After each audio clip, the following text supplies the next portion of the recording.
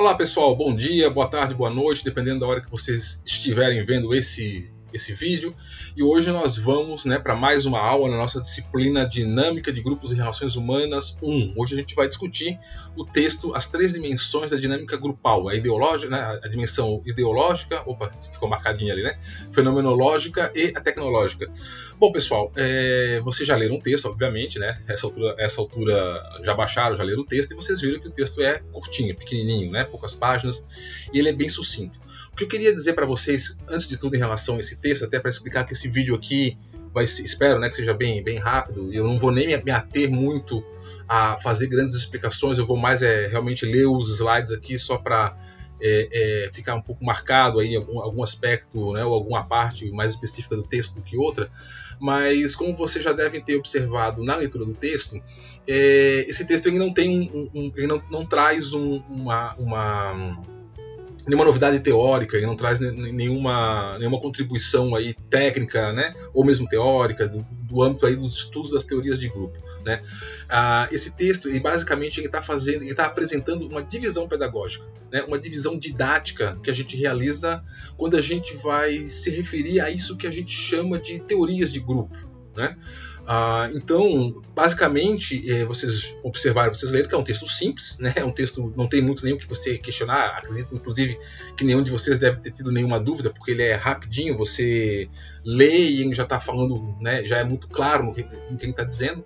Ele simplesmente está fazendo divisões, demonstrando assim, vertentes dessa área aí do estudo das dinâmicas dos grupos. Então, basicamente, esse texto, amanhã depois, na vida de vocês, quando vocês forem profissionais, estiver trabalhando lá numa escola, numa organização, num hospital, alguma coisa assim, o conteúdo desse texto vai ser bem pouco útil para a vida de vocês, para a vida prática mesmo.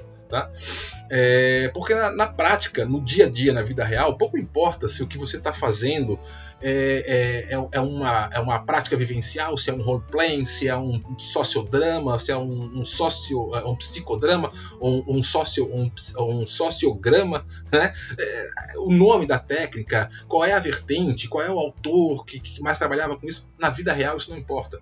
Inclusive na vida real o que você vai estar fazendo, você vai estar fazendo tudo ao mesmo tempo, você vai misturar todas essas, você vai fazer um role-playing misturado com um sociograma. Vai acontecer, com uma prática vivencial, vai acontecer. E aliás, espera-se que isso aconteça, porque a vida é assim, a vida ela não é dividida em caixinhas, ela não é dividida em categorias. Na vida tudo acontece tudo junto ao mesmo tempo agora. Então, amanhã depois, na prática profissional de vocês, essas divisões que foram apresentadas aí no texto, ela, na vida real, não vai fazer diferença. Agora, então, por que eu trouxe esse texto? Você deve estar se perguntando, então, se não vai fazer diferença, para que ver ele? Bom, vocês vão precisar, talvez, alguns de vocês, de um texto com essa categoria, por isso, inclusive, eu inseri ele na disciplina, porque ele é muito bom justamente para explicar essas divisões didáticas, como eu coloquei ali, como comecinho do vídeo.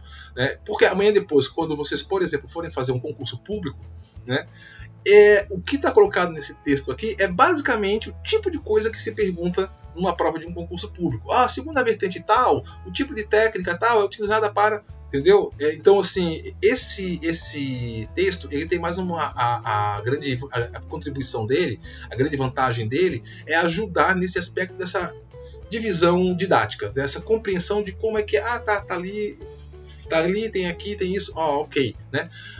Então ele vai ser muito útil, mesmo como eu estava falando, no caso, por exemplo, de uma avaliação. Se amanhã depois, quando vocês forem forem submetidos a alguma prova, alguma coisa assim, esse é o tipo de material que convém que vocês guardem, para daqui a 5 anos, 6 anos, quando vocês estiverem fazendo um concurso, de repente utilizar. Porque ele tem um tipo de estrutura que é basicamente o tipo de coisa que vai cair numa prova aí de um concurso público, tá bom?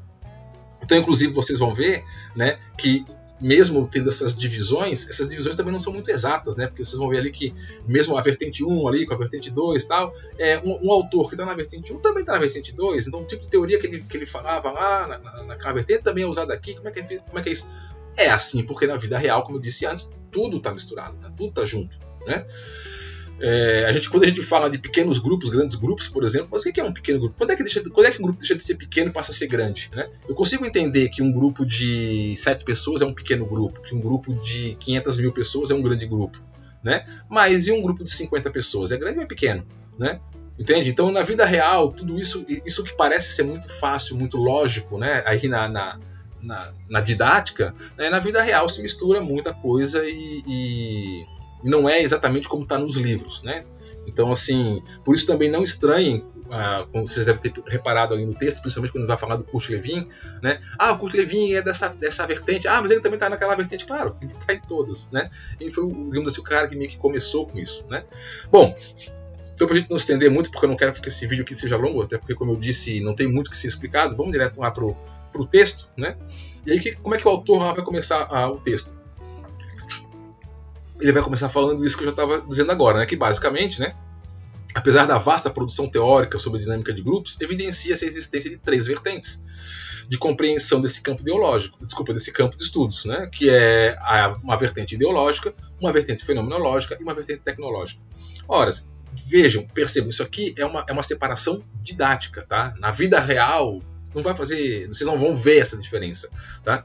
Mas didaticamente, dentro da academia, dentro dos campos de estudo, você pode, tá? Não quer dizer que está dividido assim, mas você pode ter esse entendimento, você pode fazer essa divisão e entender aí que a dinâmica de grupo ela vai estar dividida em 3 vertentes, né? Isso que a gente chama de dinâmica de grupo pode ser alocado ou pode ser explicado de 3 modos diferentes, né? Ou em 3 vertentes diferentes.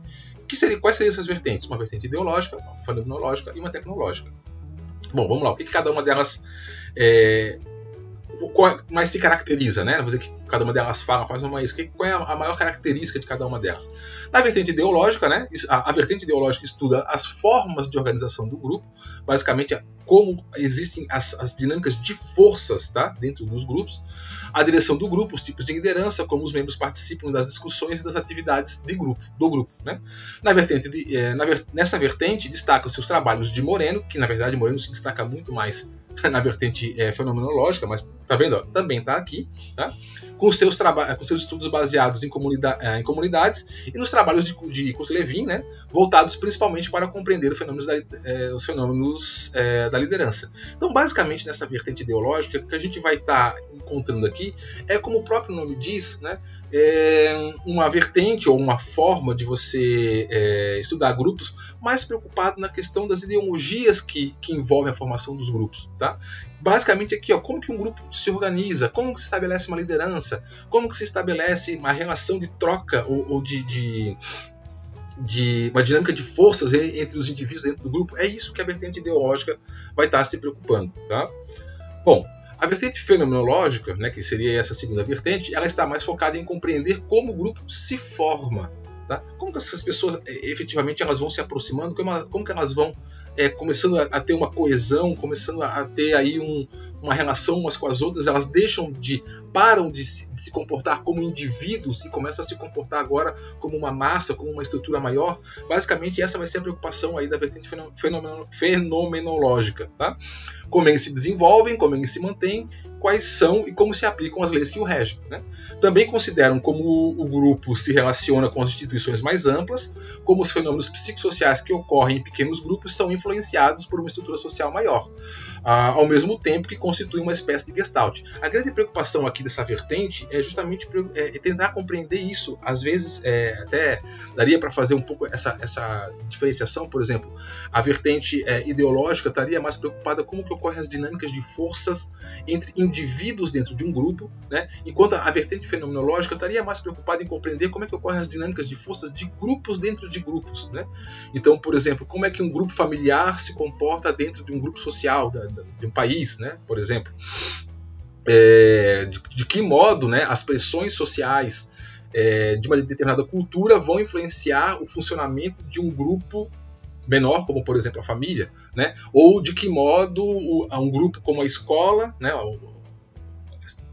a educação, a escola como todo entendido aí como um grupo, pode influenciar os comportamentos dos indivíduos, como por exemplo crianças, adolescentes, dentro de um outro grupo menor que vai ser, por exemplo, a família, né? Então é essa preocupação que a vertente fenomenológica busca estudar, busca conhecer, né? E que inclusive dá pra gente entender isso como sendo uma espécie de gestalt, como uma espécie de figura e fundo.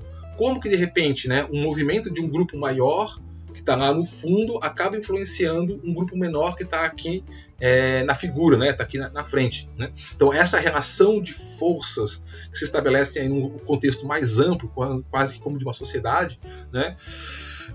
O que vai ser mais interessante, o que vai ser mais buscado, mais enfocado nessa vertente, tudo bem? Então, os fenômenos mais estudados nessa vertente são a coesão, a comunicação, conflitos, formação de lideranças, etc., né? Sendo que se destacam os referenciais teóricos da Gestalt e da psicanálise. São as duas vertentes que mais vão... Na verdade, são as duas vertentes que, principalmente na psicologia americana, né, vão contribuir muito aí para o entendimento do funcionamento de grupos, né? Também tem a psicologia social. No Brasil, a psicologia social ela teve uma contribuição grande também, mas principalmente nos Estados Unidos, né, da onde vai vir, como a gente viu nos outros vídeos, né, onde nasce as teorias de grupo, elas vão ter uma contribuição muito forte da Gestalt, da psicanálise. Bom, então a concepção da Gestalt ela é descritiva, tá? se concentrando no que acontece no aqui e agora do grupo. Tá? Então, ou seja, não importa muito aquelas coisas assim que estão por trás, que seria, né, digamos assim, ocultas no grupo, que seria algo que uma vertente mais psicanalítica se importaria. O pessoal que tem um estudo mais, que tem uma base teórica mais gestáltica, está interessado no aqui e agora, não o que pode significar os segredos subliminares, ocultos que estão nos comportamentos das pessoas. Isso quem vai se preocupar mais seriam pessoas que estudam grupos numa concepção psicanalítica, né? Numa concepção gestáltica, o que está acontecendo? Vamos às coisas menos aqui, né? Vamos ao aqui e agora que está ocorrendo. Então essa é uma característica maior da utilização da teoria, né, da psicologia da forma ou psicologia da Gestalt, né, aplicada aos grupos. Tá? Então o grande impulsionador foi o Kurt Lewin, tá? Que foi basicamente quem iniciou, né, com a sua teoria do campo, tá? Que considera que a personalidade de um indivíduo se forma a partir de um campo de forças. Lembrando, não sei se eu cheguei a falar isso no outro vídeo, mas o Kurt Lewin também se baseia muito na física, né, para criar sua teoria de grupos. Por isso que, inclusive, vocês vão ver muito falar na teoria do Kurt Lewin, a ideia aqui, ó, de um campo de forças, né? Onde forças agem, atraem, se repelam, como se fossem partículas, né? Como se os indivíduos fossem partículas num complexo, né? Então, lá na química, na física, lá, pequenas partículas, pequenas, né, elementos químicos que vão se atrair ou se repelar, ou se repelirem, né, ali num complexo químico, por exemplo, seria isso que aconteceria, um complexo físico-químico, né, seria isso que aconteceria, por exemplo, em pessoas em um grupo, né? Então, onde, né, um campo de forças, a partir de um campo de forças, interagem entre si, sendo que essa mesma dinâmica de forças, ó, pode ser encontrada nos grupos, que se constitui por um campo de força. Isso aqui é muito forte na teoria do Kurt Lewin, tá? Campo de forças, formado pela soma das individualidades de cada participante, que juntas formam um grupo. A soma das individualidades de cada participante. Olha a Gestalt aí, né? A soma das individualidades de cada participante forma um grupo, né? Com características específicas diferentes dos indivíduos. É o popular, né? O todo é maior do que a soma das partes, né? Então veja, é uma perspectiva altamente gestáltica. Então cada indivíduo é único, cada indivíduo vai ter a sua característica, a sua personalidade, a sua forma de pensar, a sua estrutura emocional e tudo mais. E cada indivíduo vai ter um conjunto de forças que vão se apresentar do modo como ele se relaciona com os outros. Só que esse indivíduo colocado junto com esse indivíduo, com esse outro indivíduo, com esse outro indivíduo, e um conjunto de forças que começa a se estabelecer ali entre eles, começa a criar uma estrutura maior, e essa estrutura maior, que vai ser o grupo, né, vai ser maior do que a soma das personalidades individuais de cada um, que está ali dentro, né? Por isso que muitas vezes vocês vão perceber, vocês vão encontrar que os indivíduos que estão num grupo tendem a ter comportamentos diferentes de comportamentos que teriam individualmente, justamente porque a pessoa está influenciada por esse campo de força maior aí, que é digamos assim, esse campo grupal. Exemplo fácil de vocês entenderem, por exemplo, você já deve ter visto isso na televisão, briga de torcida, né? Aí muitas vezes aquelas brigas de torcida organizada lá de futebol, um bate no outro, tal, pau pra cá, pedra pra lá, a polícia vai pra lá, prende os 3 ou 4, aí quando vai lá pra delegacia, aí vai descobrir quem é que tava lá, era o seu João, né? Aí quem é o seu João? O seu João é um bom pai de família, ele paga imposto, ele trabalha, ele não é um vagabundo, ele não é um baderneiro, ele não é um delinquente, ele é uma pessoa comum, boa, né? Que cumpre suas regras da sociedade e tal. Só que quando ele tá lá no meio do grupo, ele se transforma, ele vira outra coisa, ele vira um bicho, né? E por que acontece isso? A psicanálise vai ter uma explicação para isso, tá? A questão de um ego coletivo, que o ego individual do indivíduo se dilui no grupo, mas essas são explicações da psicanálise. Aqui, numa concepção gestáltica, a gente pode entender esse fenômeno como isso aqui, ó, né? O todo, quando o indivíduo está inserido no todo, ele não sou mais eu, agora eu sou nós. Eu sou esse coletivo aqui. E eu sendo esse coletivo aqui, eu me comporto como essa força maior, como esse campo maior age, né? Me anulando para estar presente, para estar sendo um integrante do grupo, né? Por isso que no coletivo, no grupo, as pessoas tendem a emitir comportamentos que, se fossem isoladas sozinhas, elas não fariam, né? Como, por exemplo, esse seu João aí do exemplo, ele dificilmente, no dia a dia, na vida dele, ele pegaria um pedaço de pau e bateria na cabeça de uma outra pessoa. Ele se frearia, ele não faria isso. Mas lá no grupo, na galera, no todo mundo, na hora, todo mundo com aquela pressão, aquela coisa fervente ali, ele faz. Quando ele viu, já fez, né? Então seria um pouco dessa concepção aqui, né? De que o todo é maior do que a soma das partes, tá? Bom, então, para Levin, o grupo, como uma totalidade dinâmica, busca formas de equilíbrio no seio de um campo de forças sociais, né? Então, ó, busca formas de equilíbrio no seio de um campo de forças sociais, sendo isso, por exemplo, o que explica a emergência de lideranças, fenômeno que aparece como um campo social de alto privilégio e que funciona como centro de atração de todos os movimentos coletivos. Então ele vai dizer assim, olha, são coisas que são como que naturais, vai acontecer, todo grupo vai ter isso. Por quê? Porque é um conjunto de forças, um campo de força natural que existe, né? Quando os indivíduos estão ali, se aproximam, isso vai eclodir numa outra estrutura maior do que cada um isoladamente, e dessa estrutura maior vai naturalmente sair um líder. Então todo grupo, por mais abstrato que seja, por mais rápido que as pessoas se encontraram ali, fazer uma atividade e tal, todo grupo vai sair um líder, todo grupo vai ter um líder, todo grupo vai ter um sabotador, todo grupo vai ter um bode expiatório. Vai acontecer, porque esse conjunto de forças que agem faz brotar, né? Faz brotar um indivíduo que assume aquele papel ali perante um coletivo, tá? E aí só para título de exemplo, só para ilustrar, para brincar um pouquinho, eu vou mostrar aqui para vocês um vídeo, eu vou até colocar aqui, que ilustra esse comportamento aí, por exemplo, da eclosão de um líder, como proposto aí pelo Kurt Lewin. Só um detalhe, tá, gente? Como vocês já devem ter visto em outros vídeos aí que eu faço, eu não coloco o vídeo aqui, né, imagens ou sons ou outros vídeos dentro do meu vídeo. Por quê? Porque estamos no YouTube e o YouTube pode ver isso aqui como uma plágio, um copyright, né, uma pirataria, alguma coisa assim, e derrubar o meu vídeo. Então, via de regra, eu sempre coloco um link ali embaixo, né? Digo, ó, vai lá, pare o vídeo, veja aqui, clique ali embaixo no link, vá assistir outro vídeo, depois volte. Eu sempre faço isso. Só que nesse caso desse vídeo específico aqui, eu não encontrei esse vídeo no YouTube, tá? Era um vídeo que eu tinha salvo já há muito tempo no meu computador, eu não tinha um nome, tá só lá um código, né? Eu procurei muito no YouTube, não encontrei, então sem paciência. Então eu vou correr o risco, eu vou largar ele aqui no meio do meu vídeo mesmo e vamos ver se o YouTube não derruba, né? Então vamos ver se fica, tá? Mas então é só essa explicação. Então observem, é uma palestra do TEDx, né? Eu não sei o que é o TEDx, mas é um negócio é um tipo de palestras que existe, né? Tem nos Estados Unidos, tem no Brasil também, tá? E aqui é um rapaz aí, não sei quem é esse cara, mas ele vai estar falando um exemplo sobre organização de movimentos, né? E aí, para explicar como é que se organiza movimentos, ele vai dizer assim, como é que se forma uma liderança, como é que surge um líder no meio do nada lá num movimento, né?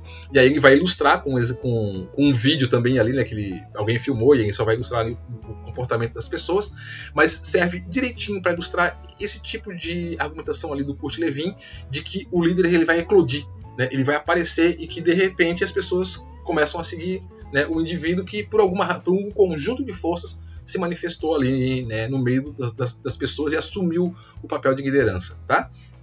Então eu vou passar aqui rapidinho, é um vídeo rapidinho, não demora muito. Cadê aqui? Opa! Ué! Bom, pessoal, desculpa aí, eu tive que fazer um corte no vídeo porque eu não sei porque aconteceu alguma coisa aqui no meu computador, travou o vídeo. Ó, tá quase travando de novo aqui. E não tava aparecendo o botãozinho ali para eu clicar. Mas então vamos lá. Agora então acho que eu vou conseguir passar. Eu fiz esse cortezinho aí, desculpa, né? Mas então agora vamos pro vídeo e a gente vai ver aí esse exemplo da eclosão de uma liderança de acordo aí com essa perspectiva do Levin. Vamos lá ver o vídeo então. Vai. So ladies and gentlemen, at TED we talk a lot about leadership and how to make a movement.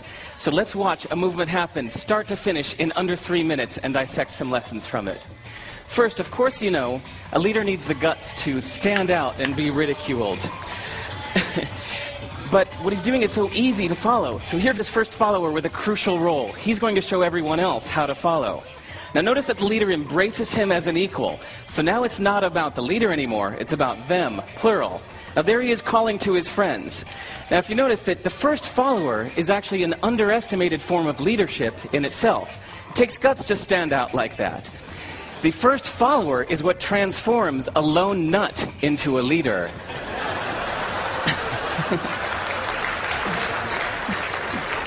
And here...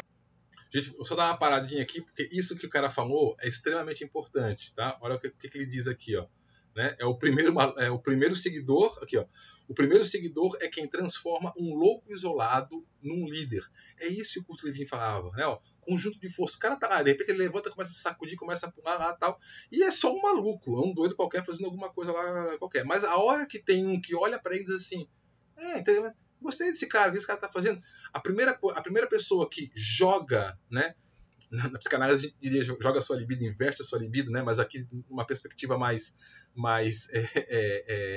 gestáltica, né? A primeira pessoa que, digamos assim, faz a figura, né? Puxa essa pessoa maluca que está lá pulando sozinha, como alguém traz para a figura, traz para o foco e diz assim: eu acredito no que você está fazendo, eu acho que legal isso que você está fazendo. Essa primeira pessoa é ela que vai dar a força suficiente, ou seja, vai criar esse campo de forças que vai transformar o maluco, o lunático que está lá pulando sozinho, sem camisa no meio de todo mundo, num líder. Né? E aí vocês vão ver o que vai acontecer agora aqui no desenvolvimento na sequência aqui da ação aí desse líder.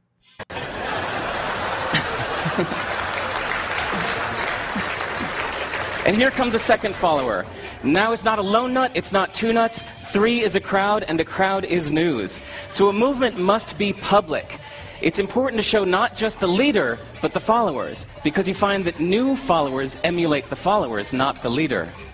Now here come 2 more people, and immediately after, 3 more people. Now we've got momentum. This is the tipping point. Now we've got a movement. So, notice that as more people join in, it's less risky. So those that were sitting on the fence before now have no reason not to. They won't stand out, they won't be ridiculed, but they will be part of the in crowd if they hurry. So, over the next minute, you'll see all of those that prefer to stick with the crowd, because eventually they would be ridiculed for not joining in. And that's how you make a movement. But let's recap some lessons from this. So, first, if you are the type, like the shirtless dancing guy, that is standing alone, remember the importance of nurturing your first few followers as equals. So it's clearly about the movement, not you. Okay, but we might have missed the real lesson here. The biggest lesson, if you noticed, did you catch it? Is that leadership is over-glorified. That yes, it was the shirtless guy was first, and he'll get all the credit, but it was really the first follower that transformed the lone nut into a leader. So as we're told that we should all be leaders, that would be really ineffective.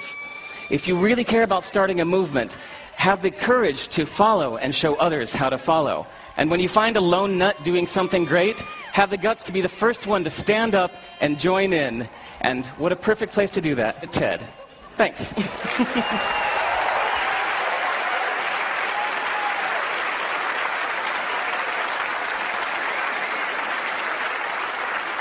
Aqui no finalzinho dá uma puxadinha de saco aí pro TED, né, TEDx, sei lá. Bom, enfim, vocês repararam também que as legendas estão em português de Portugal, né? Então talvez vocês possam não ter compreendido direito algumas coisas aí, porque pra gente ler fica um pouco difícil. Então, se vocês não entenderam alguma coisa, para o vídeo, volta, vê de novo, né? tem problema. Mas assim, então, isso aqui é só um exemplo, só para ilustrar, tá? Então eu acho que vocês conseguiram observar como é que um grupo, vocês viram como é que é um grupo, é como se fosse um campo de força, literalmente ali, né? Atraindo as pessoas, né? É como se fosse um imã puxando as pessoas para aquela atividade. É só um maluco lá pulando sem camisa e daqui a pouco tá todo mundo lá, né? E eu acho engraçado uma coisa que ele colocou ali num ponto, é assim, ó, num primeiro momento é um bando de gente ridícula fazendo coisa idiota ali, e você olha para aquilo e você diz assim, meu Deus, eu não vou me juntar a eles, né? Imagina quanto é ridículo estar lá fazendo o que eles estão fazendo. Mas aí de repente, quando todo mundo começa a ir, as pessoas que estavam de fora começam a olhar para aquilo e assim, meu Deus, eu tenho que ir para lá também, porque se eu não for para lá, o ridículo não vou ser eu, né? Eu vou começar a me sentir ridículo por não estar junto com todo mundo. Conseguem perceber a pressão do grupo, como o grupo ele tem força sobre o indivíduo? Né? Isso é muito comum, isso é muito utilizado, por exemplo, na indústria da música, né? Vocês já devem ter constatado, visto isso, né? Muitas vezes você ouve a mídia, né? Lança uma música qualquer e você olha, meu Deus, que coisa horrorosa, que coisa, né? Só que começam a bater aqui, bater tanto. As pessoas ao teu redor começam, você ouviu o canto tal, você viu a música tal, e todo mundo ao teu redor começa a dizer, é legal, que daqui a pouco você olha e diz assim, não, até que é legal, né? Até que é bacana. Não é que você começa a achar que é bacana, mas é que você começa a sentir a pressão do grupo, você começa a ceder, mesmo sem estar tendo consciência disso, né? Você vai cedendo e quando você menos percebe, você diz assim, é melhor eu estar com todo mundo, mesmo que pareça ridículo, do que estar de fora e aí sim ser ridículo. Porque se está todo mundo sendo ridículo, ninguém é ridículo, né? Todo mundo lá no bolo, tá todo mundo junto, fazendo igual. Agora, se eu ficar separado, eu vou ficar em destaque, né? Eu vou ficar evidenciado. Então, como eu não quero que todo mundo fique olhando para mim, eu vou lá e me junto a galera, e mesmo que parecia ridículo, agora eu gosto, né? Isso é muito comum acontecer, principalmente aí em relação a gostos musicais, né? Em relação aí às músicas. A indústria da música apela muito para esse fenômeno. Bom, vamos lá, porque para não avançar muito tempo. Então, acho que ficou claro aqui para vocês verem, né, como que eclode um grupo, como que e existe essa dinâmica, essa atração, esse campo de forças que atrai as pessoas e formam um grupo ali, né? Bom, então, outros representantes dessa vertente foram aí já no aspecto psicanalítico, né? Deixa eu só colocar aqui de novo o marcadorzinho de texto aqui, deixar vermelho. Agora na vertente psicanalítica, né, foram o Bion, para quem o grupo funciona em muitas oportunidades como uma unidade, ainda que seus membros não se proponham ou sequer tenham consciência disso. Tá? Aí aqui já é uma perspectiva mais do entendimento do grupo, uma perspectiva psicanalítica, né? Como realmente o indivíduo fazendo parte de um organismo maior, como se o próprio indivíduo estivesse inconsciente. Como se o próprio indivíduo estivesse inconsciente. Não, geralmente o indivíduo está inconsciente num grupo, né? Dificilmente as pessoas estão conscientes num grupo. A pessoa até pode estar consciente que faz parte de um grupo, mas a hora que ela atua lá dentro, quando ela vê, ela já está agindo como o entendimento que o grupo precisa, o quer, o deseja, né? Muitas vezes o que acontece é que a pessoa percebe que ela está sendo, sei lá, não vou dizer usurpada, mas está sendo assim, muito influenciada pelo grupo, ela rejeita isso e ela sai do grupo, né? Mas enquanto ela está ali dentro, ela é utilizada pelo grupo, ela age como o grupo quer, né? Então assim, ela nem tem consciência disso, ela está lá na onda, né? Ela está fazendo o que os outros estão fazendo. E Pichon Rivière, né? E aí sim, Pichon Rivière vai ser um outro grande nome, tá? Quando a gente falar de dinâmicas de grupo, dois grandes nomes. Vai ser Kurt Lewin e Pichon Rivière, tá? Criador dos chamados grupos operativos. Isso aqui é outra coisa também que vocês vão ouvir falar muito quando se falar de teorias de dinâmica de grupo, tá? Que define o grupo como um conjunto de pessoas ligadas entre si por constantes de tempo e espaço, articuladas por sua mútua representação interna, que se propõe de forma explícita ou implícita a uma tarefa que constitui a sua finalidade. Então, basicamente, quando a gente fala de grupos operativos, é isso aqui, pessoas que se juntam para resolver uma tarefa, tá? Ou para resolver um problema. Por isso que, quando a gente vai, por exemplo, muito comum nas organizações, se fazer dinâmica de grupo, são atividades vivenciais, alguma coisa assim, ou até mesmo para resolver problemas, situações qualquer que estejam ocorrendo na instituição, você forma grupos operativos. Por que são grupos operativos? Porque são grupos específicos para a gente resolver um problema específico que está acontecendo, tá? Não são grupos que o pessoal vai depois sair, tomar cerveja junto, ter uma amizade, não, é para resolver um problema. Então, quando a gente vai efetivamente trabalhar com grupos operativos, é isso, você tem um problema, você tem alguma coisa que tem que ser resolvida, né? uma finalidade qualquer que tem que ser alcançada, e aí as pessoas se unem, se juntam, se organizam, vê como é que cada um pode contribuir ali e tal, quem assume qual papel, qual situação, e vai resolver a tarefa, né? Então, por isso que a utilização de grupos operativos é muito comum, principalmente nas organizações. Por isso também que vocês vão ouvir falar muito mesmo sobre grupos operativos, tá? Em dinâmicas de grupo, coisa assim. E voltando aí ao que eu tinha falado antes sobre concursos públicos, né? Estudem, se algum dia vocês forem fazer um concurso público, é isso aqui, ó, Pichon Rivière e grupos operativos, tá? Isso é quase certo que vai cair uma questão sobre isso na prova. Bom, na vertente tecnológica, né, a vertente tecnológica estuda a dinâmica de grupo como um conjunto de técnicas utilizadas em pequenos grupos, tá? Então, é basicamente vivências, tá? Pequenos grupos ou grupos primários, como família, grupos de trabalho, sala de aula, etc. Utilizam técnicas vivenciais, tá? Técnicas vivenciais, com o objetivo de aumentar a capacidade de comunicação, cooperação, aumentar a criatividade, resolução de conflitos, aumentar a produtividade, tá? Basicamente, gente, aqui é um detalhe que eu quero chamar a atenção de vocês. Quando a gente fala dinâmica de grupo, geralmente quando a gente está falando de dinâmica de grupo, a gente está falando disso aqui, ó, técnicas vivenciais, tá? É isso aqui, basicamente, tá? É isso, tá? Vocês vão observar que é basicamente isso aqui, ó. Então, tipo, esse aqui é um exemplo de uma dinâmica de grupo, ó. Uma dinâmica de grupo, uma técnica vivencial, onde você junta ali um pequeno grupo de pessoas para fazer uma vivência, para melhorar alguma coisa naquele grupo, como por exemplo a comunicação, como por exemplo a confiança, como por exemplo a capacidade para trabalhar em conjunto, tá? Então, geralmente o que a gente fala quando a gente fala dinâmica de grupo é o que vem primeiro à cabeça, é aquilo que a gente geralmente utiliza na nossa prática profissional, que vocês vão utilizar amanhã depois no dia a dia de vocês, é isso aqui, ó, tá? Técnicas vivenciais. Que é esse exemplozinho aqui, ó. Que acho que inclusive muitos de vocês já devem ter feito, né?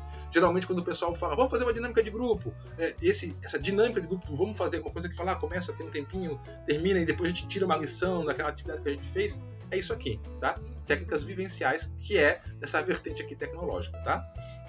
Mas, né, todas essas vertentes podem ser enquadradas em 3 variantes de intervenção. Os jogos dramáticos, o psicodrama e as técnicas vivenciais, ou seja, essas dinâmicas de grupo. Bom, então vamos lá.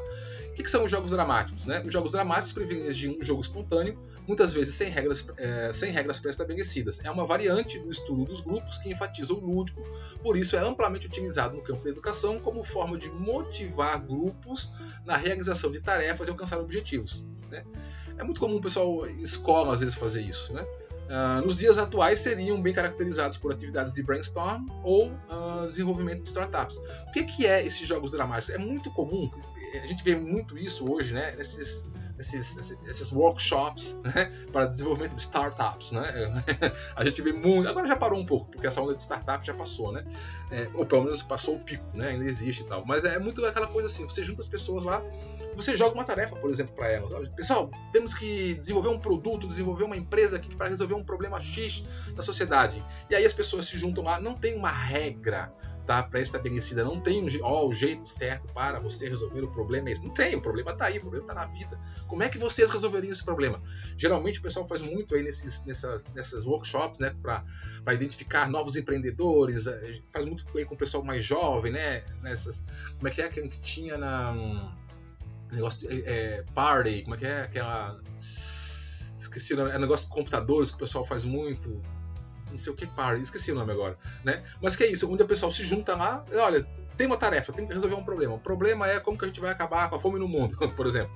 E aí as pessoas se juntam e naturalmente ali, entre elas, um assume, eu vou ser o gerente, o fulano vai ser o cara do marketing, o Beltrano vai ser o cara do desenvolvimento de projetos. Se forma ali um grupo, né? Se forma ali uma mini empresa, uma mini consultoria, e as pessoas fazem um jogo, né, dramático, onde elas vão evidentemente ali executar tarefas como se fosse na vida real, né? Então por isso que isso é muito utilizado na educação também, porque faz com que as pessoas, por exemplo, que estão ali envolvidas, tenham uma experiência de como é que seria lá fora, na vida real, quando efetivamente você estiver numa empresa, por exemplo, fazendo alguma coisa nesse sentido, né? Por isso que também é muito utilizado por CEOs, né? O pessoal que está querendo descobrir talentos, que eles vão lá e ficam olhando, fica vendo a gurizada, né? As equipes que ganham lá as tarefas, tal, porque esse pessoal aí que se deu bem naquela situação pode ser um pessoal que lá na tua empresa pode resolver muitos problemas. Então o pessoal promove esses eventos, inclusive aí, né? E fica de olho em cima. Bom, uma outra vertente então seria o psicodrama ou o sociodrama, né? que foi basicamente utilizado, né, foi criado, desenvolvido pelo nosso amigo Moreno, tá, utilizando técnicas do teatro. Tá? Então o que o Moreno fez? Ele pegou técnicas do teatro e utilizou, jogou para dentro de atividades grupais. Tá? É amplamente utilizado no campo terapêutico e funciona muito bem, tá? De resolução de conflitos e desenvolvimento pessoal, autoconhecimento. Utiliza principalmente técnicas de representação de papéis, o famoso role-playing, né? Sendo que, principalmente no campo terapêutico, Moreno utilizava essa técnica na forma de solilóquios, inversão de papéis, duplos, espelhos, realização simbólica, psicodança, etc. Isso aqui, tá, o psicodrama, ele é ele é bom. Sabe? Eu nunca participei, mas eu já vi relatos de pessoas que participavam, pessoas que faziam, né, no campo clínico, no campo terapêutico. Né? Porque o que Moreno fazia? Ele chegava lá, juntava, era um grupo terapêutico, as pessoas estavam lá, sei lá, e aí alguém falava, bom, quem quer hoje trabalhar alguma coisa? Eu tenho um problema que eu queria trabalhar. Qual é o teu problema? Eu tenho um problema com os meus pais, eles uma relação muito ruim, eles não conseguem me entender, então vamos representar vamos fazer uma cena aqui. E aí ele fazia isso, ele pegava a pessoa, colocava aqui, ou botava a pessoa narrava o problema e pegava outros participantes para interpretar uma cena, né? Então colocava lá alguém representando como se fosse esse jovem, outras duas pessoas representando os pais,